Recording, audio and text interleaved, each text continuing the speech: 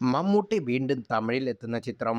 അതും 'അമരൻ' എന്ന വമ്പൻ വിജയത്തിനു ശേഷം രാജ്‌കുമാർ പെരീസാമി സംവിധാനം ചെയ്യുന്ന ചിത്രത്തിൽ ധനുഷിനോടൊപ്പം ധനുഷ് നായകനാവുന്ന ചിത്രത്തിൽ മറ്റൊരു പ്രധാന കഥാപാത്രത്തെയാണ് മമ്മൂട്ടി അവതരിപ്പിക്കുന്നത്. സമീപകാലത്തെ മികവുറ്റ തിരഞ്ഞെടുപ്പുകളുടെ പേരിൽ ഒടിടിയിലും മറുഭാഷയിലും മമ്മൂട്ടിക്ക് ആരാധകർ കൂടിയ കാലമാണിത്. അതിനാൽ ധനുഷിനോടൊപ്പം മമ്മൂട്ടി എത്തുന്നു എന്നത് തമിഴ് സിനിമാ പ്രേമികളും ആഘോഷത്തോടാണ് സ്വീകരിച്ചത്.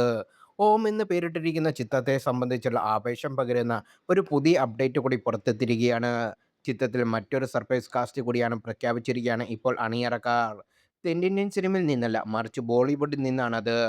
ചിത്രത്തിൽ നസറുദ്ദീൻ ഷായുടെ സാന്നിധ്യമാണ് അണിയറക്കാർ ഇപ്പോൾ ഔദ്യോഗികമായി പ്രഖ്യാപിച്ചത്. മമ്മൂട്ടി നസറുദ്ദീൻ ഷാ കോംബോ വലിയ ഇടവേളയ്ക്ക് ശേഷം വീണ്ടും യാഥാർത്ഥ്യമാകുന്നു എന്നതാണ് ഈ അനൗൺസ്മെന്റ് മലയാളികളെ സംബന്ധിച്ച് പകരുന്ന കൗതുകം. ടി.വി. ചന്ദ്രന്റെ സംവിധാനത്തിൽ 1994-ൽ പുറത്തിറങ്ങിയ സ്വന്തം നാടിൽ മമ്മൂട്ടിയും നസ്രിൻ ഷായും ഒരുമിച്ച് അഭിനയിച്ചിരുന്നു.